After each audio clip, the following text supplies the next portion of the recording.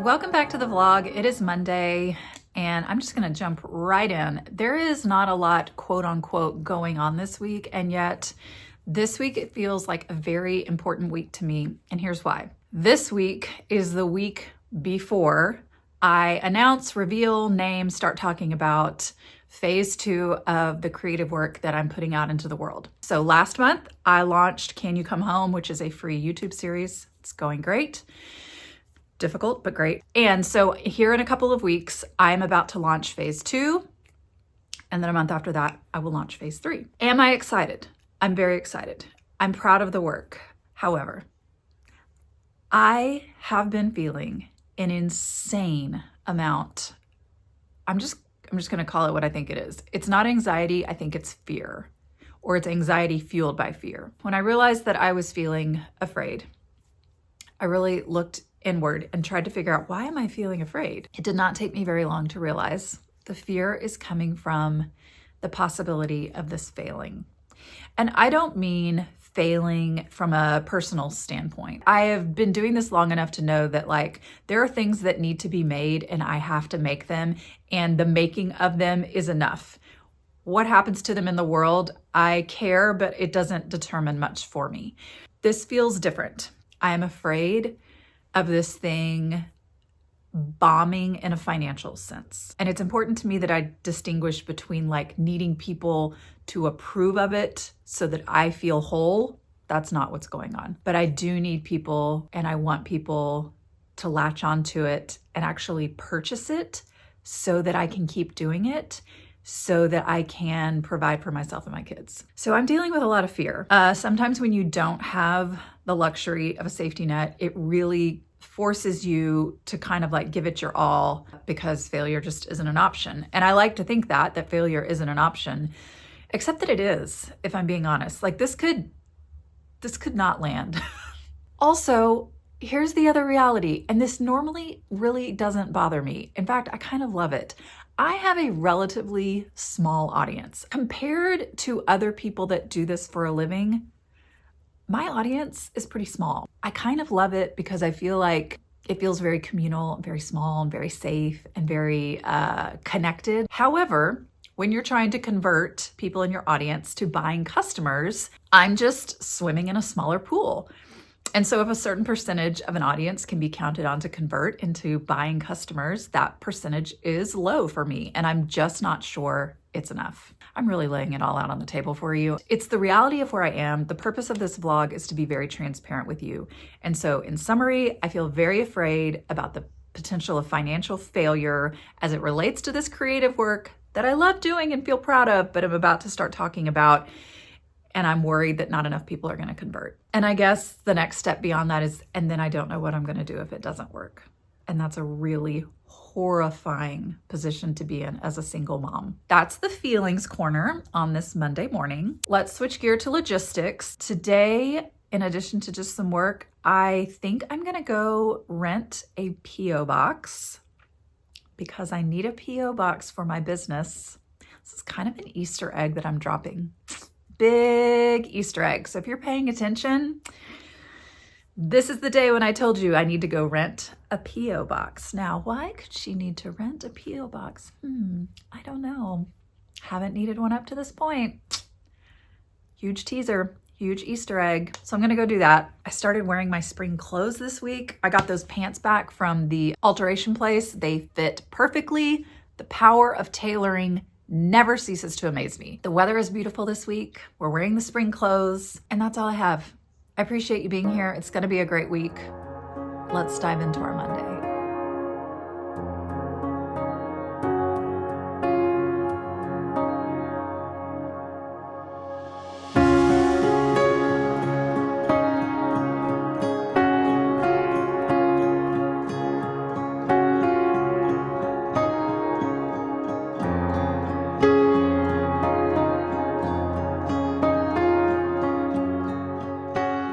There's a creator on TikTok that starts all of her videos, or some of her videos, plate my breakfast with me, or plate my lunch with me. That's what's going through my head right now.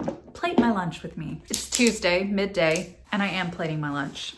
I am eating some of this dense bean salad that I made on Sunday.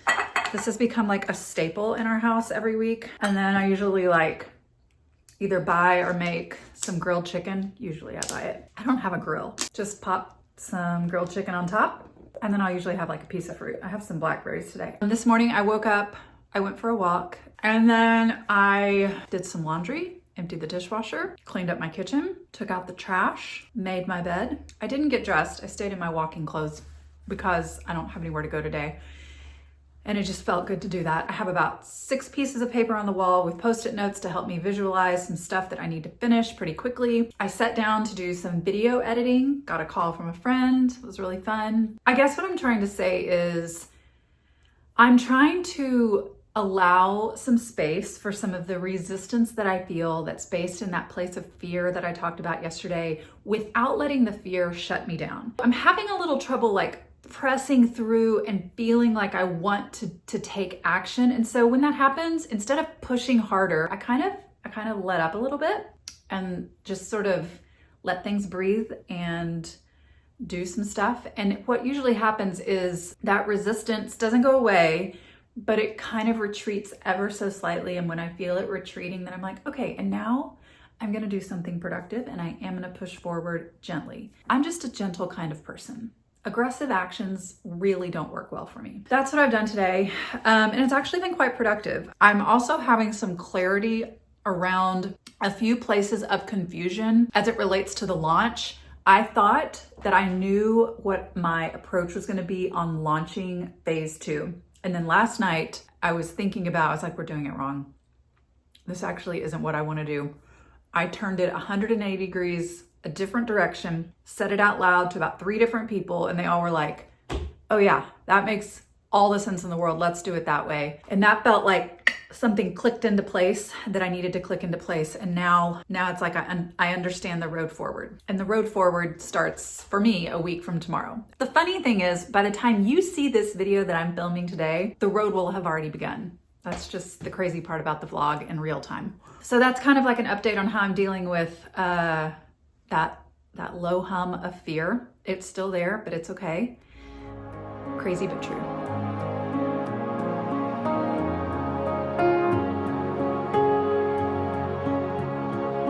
Welcome to Wednesday. Tuesday kind of went off the rails yesterday. Everyone is fine, but one of my children was in a minor collision yesterday afternoon, and it just sort of like took all my attention, as it should. The child is fine, the car is fine, but it is like the worst phone call in the world to receive. I've been in a wreck. That car wreck yesterday kind of like brought up something for me that I haven't had to deal with in a really long time, which is this feeling of ineptitude around things that I did not know that I needed to know how to do. Sometimes the only way to learn how to do something is to walk through it the first time. And there are just a lot of things in a certain category that I have never had to do because either someone else did them for me or they just have not come across my field of vision. Dealing with a car wreck is one of them. I was not the one to handle the logistics related to anything car related or car wreck related. I didn't know what I was supposed to do yesterday.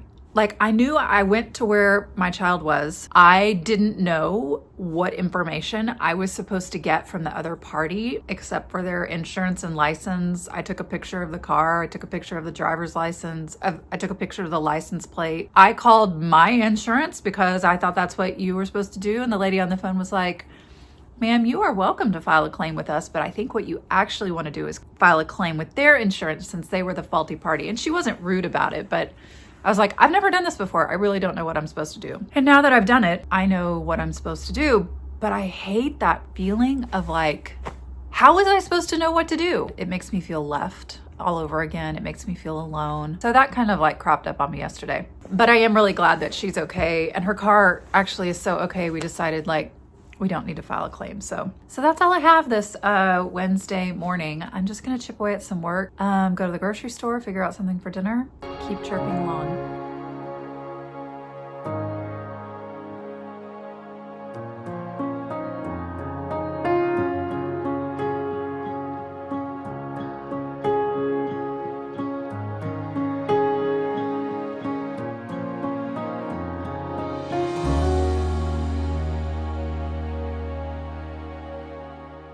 It is about 9 o'clock on Thursday morning. I have done my morning things, washed my hair, I'm about to dry it, getting ready. I'm supposed to film this morning and I've never had this happen before. It is completely overcast outside. And as you may recall, my lighting setup for my video recording is the sun.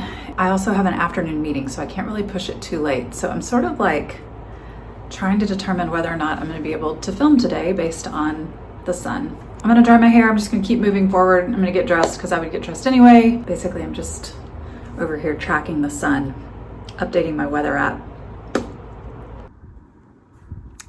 Okay, fully dressed. It's about 10 o'clock now. It's still partly cloudy outside and like the light's not bad. It's usually a lot brighter in here. I think I'm gonna give it like 45 more minutes and then I think I'm just gonna have to do it. I have to get this done today. So fingers crossed, the sun keeps shining, the clouds go away. Well, my lighting crew showed up just in the nick of time. The sun came out and I was actually able to record 2 episodes this week, which is a first. So I was able to do that today. Thank you to the sun. I'm also wearing this little brooch today with this puff sleeve, short sleeve sweatshirt.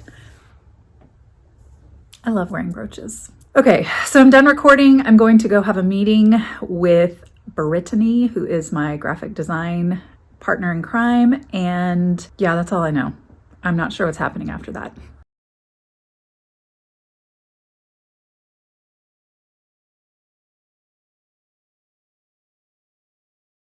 I am so frustrated. It's not funny, but it's, ugh. Yesterday, after waiting for the sun to come out and then recording 2 episodes for Can You Come Home, last night I was like, oh, I'm just gonna check the footage and move it to my hard drive, blah, blah, blah. In the first episode that I recorded, there is like a piece of hair like this thick. I don't know how I missed this or how I didn't feel it. Kind of like stuck to my forehead like this. Like if I took like my baby hairs and stuck them to my forehead, just like this. This is what it looks like the entire first episode that I recorded yesterday. I didn't notice it because I guess it didn't feel it or whatever. God, that's awful. But it looks like I have like a weird comb over the entire first episode. The second episode, same tripod, same phone, same chair. I didn't move anything and I really don't know how this happened. But the entire second episode looks like this. Like my entire from the nose up is cut off in the entire second episode. Totally unusable. Both of them. And today, it's cloudy again. Like cloudier than yesterday. So I was just gonna turn around and record another one today and I can't, and I'm frustrated. Actually, to say that I'm frustrated is kind of downplaying it. It's kind of spiraling me out a little bit because like, I know it'll be okay, but I don't feel okay right now. I feel like, oh my God, you're such an idiot for not checking the framing on that second episode before you started talking. Oh my gosh, you're so alone. You don't even have anyone else in the room with you producing this big deal thing that you're putting out on the internet and you don't even have anyone that could tell you had hair in your face. Wow. That's really unfortunate. The voices show up so fast and I see them for what they are. And I don't believe the malarkey that they're trying to sell me, but it just still feels, feels terrible. Also, I was real excited because in theory, I thought I was like ahead an episode, which would have really come in handy over the next couple weeks to be one recording ahead. And now I'm not only am I not ahead, I'm technically now behind because what was scheduled to get recorded this week is going in the delete bin. So I woke up kind of in a funk.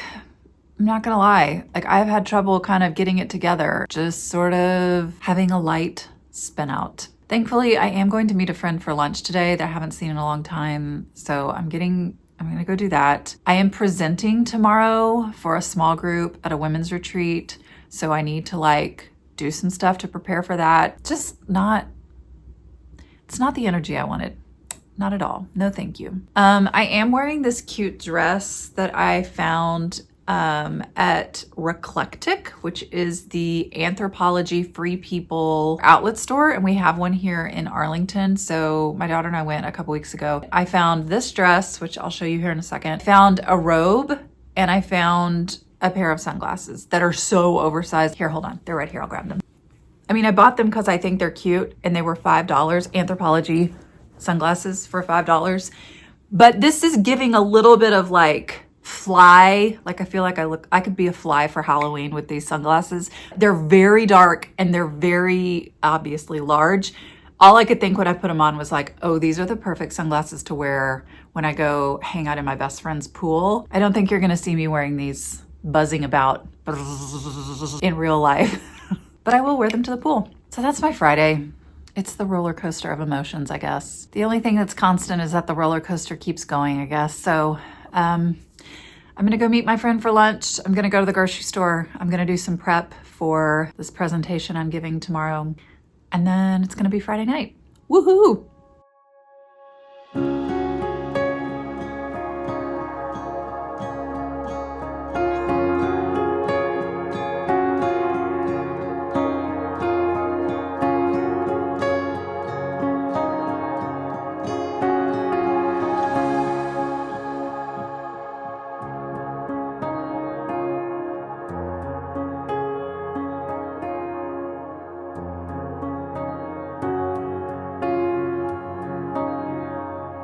I don't normally vlog on the weekends, but I feel like I didn't really like tie off our week together on Friday. And I want to do that now. I'm getting ready, I'm getting dressed for the day. I'm going to do this presentation. I cannot emphasize enough how funky of a day yesterday was for me. And I couldn't quite figure out like, why is this such a big deal? Why do I feel so knocked over by this? And then I heard something on the internet. Anytime that we are about to start something new or expand in some way or embark on something that's good for us, our nervous system, particularly if we have a trauma-informed nervous system, will throw up barriers to keep us safe.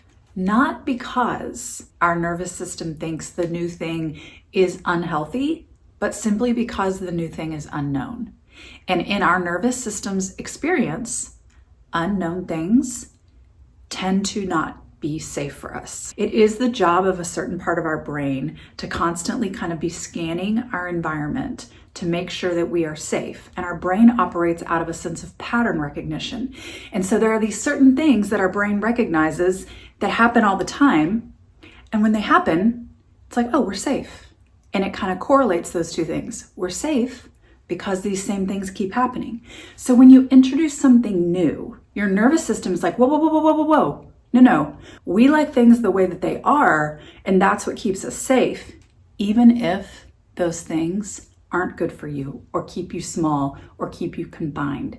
And that is why it is so hard to break out of old patterns.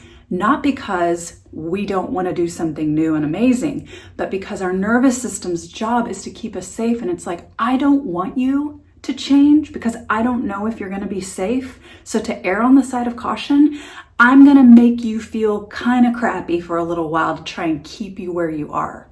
And I think that's what's happening. I think I am having this preemptive nervous system response because I am about to announce and unveil this new work. I'm pretty nervous about how it's going to be received.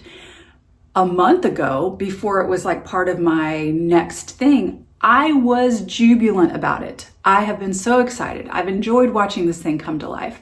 It holds promise for me. It's got future potential. Like, I am so proud of this work. I think it's lovely. But now that it's time to like introduce it to my new normal and share it with the world and potentially flop, for lack of a better word, my nervous system is like, no, I don't care that you think this is a good thing. We want to stay safe. And so we're going to make it seem like this is problematic for you. And so I feel it in my body. I feel the resistance. I feel the anxiety. I feel the gripping sense of like, what if? And it's almost enough to like make me second guess myself. Now, I've lived enough life. I've seen this happen so many times. I've watched this play out and I've been on the other side of it. I'm not 22 years old experiencing something like this for the first time. I'm 27 years old, just kidding. That's what comes with age, is the ability to say, I know this, I recognize it. I understand what's going on. It still feels like crap, but in a big picture kind of way, it's going to be okay. It doesn't mean that this thing that I'm doing is going to be successful, but it does mean that I'm going to be okay on the other side of it no matter what happens. So what do we do? Like, what's the practical takeaway? Two things. We tend to that part of us that doesn't feel good. You can't shove that down. You can't ignore it. You can't banish it to the corner. You really do have to kind of like take care of it. Like, be soft, be gentle, mother that part of yourself, and keep going anyway. I really think that fortitude and grit is the ability to recognize, using the shoulder to signify the hard thing, to recognize the way that you feel in your body and where it comes from, and it's uncomfortable, and to keep moving forward anyway. And that's what I'm doing. So yesterday, I spent a lot of time doing this, and I'm doing the thing. I'm working the plan. I'm posting on Instagram, checking off the things on my list. I'm getting things ready. I am not going to allow this hard thing to self-sabotage where I want to go. So that's my Saturday TED Talk.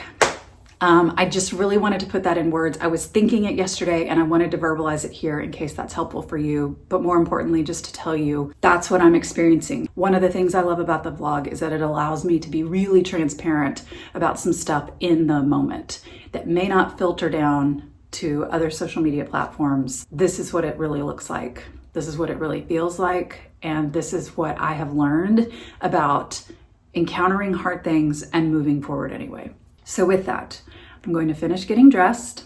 I'm going to gather up my things. I am actually going to make this presentation in front of a few people about this new work for the first time. It's the first time I'm like bringing anyone in, and I'm just going to let the weekend unfold as it will. Thanks for being with me here on the vlog. See you next week.